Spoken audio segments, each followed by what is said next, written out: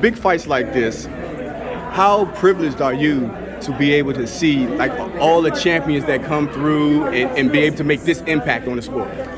It's fantastic. I mean, people sort of discount what I say because I'm not objective, and I'm obviously want this to do well. But the reality is, it's been a while since I can remember a card this strong on a pay-per-view. I mean, to have Demetrius Andrade in an opening fight, Boots Ennis.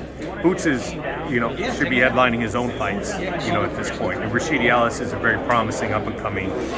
So it's thrilling to be able, as a boxing fan, it's thrilling to be able to deliver a card which I, as a boxing fan, would myself get excited over.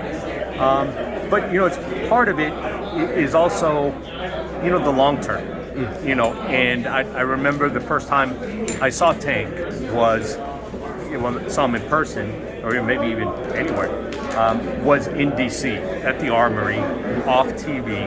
I believe it's 2016, and just seeing, the progress, and and having part of a hand, in it, but really seeing that come to fruition from, a shy kid who was fighting off TV, all the potential in the world, but very rough, to now, one of the biggest stars in the sport in a matter of 6 years. It's fascinating to be there on that journey.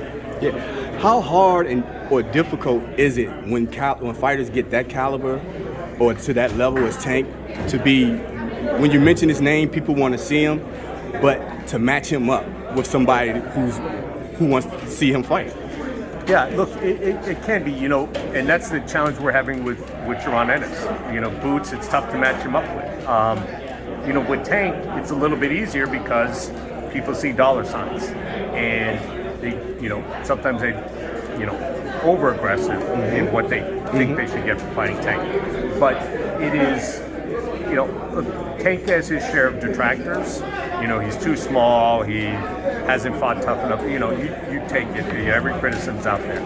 So there's no shortage of people who want to prove him wrong. Now, obviously, no one's been successful in doing that yet. I think there's an assumption that because he's such a knockout artist, that he's not also a skilled boxer. But you look closely, and he is definitely skilled as well. He's not one-dimensional. Exactly. And also, how now you have to look for bigger venues now. Went to Baltimore, Royal Farms Arena, sold out. Atlanta, Barclays now.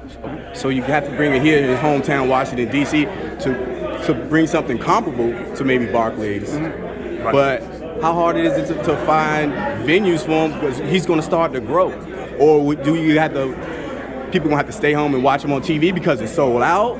Or, Well, it's a good question. I mean, the next step in that progression, and it's a step that very few fighters can make, is stadium fights. We've seen Errol Spence do that at AT&T regularly, and generate easily 40 to 45,000 people. I think the Ryan Garcia fight could do that. I think it could go in a stadium. Whether it's a mid-sized soccer stadium or a full-on NFL stadium. I think that's all that's left for him. He's fought overseas, he's fought in big venues, he's fought in small venues, he's gone into markets like Atlanta that have been dormant for a while. He did the same in Baltimore. DC hasn't been dormant, but it's been quiet in terms of big fights for a while.